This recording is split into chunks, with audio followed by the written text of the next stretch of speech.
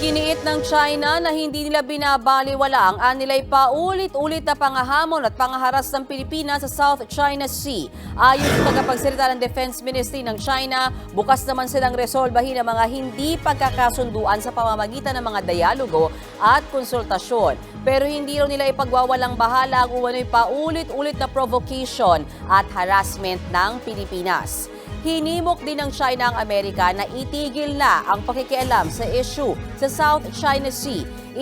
Ihinto na raw ng Amerika ang pagbibigay suporta sa Pilipinas.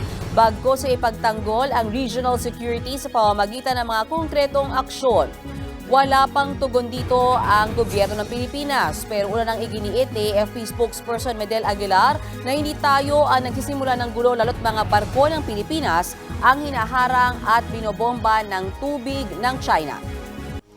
Mga kapatid, Mean Los Baños po. Huwag magpahuli sa mga balita at impormasyong dapat ninyong malaman. Para sa mas malawak na balitaan at diskusyon, mag-follow at mag-subscribe sa social media pages ng News 5.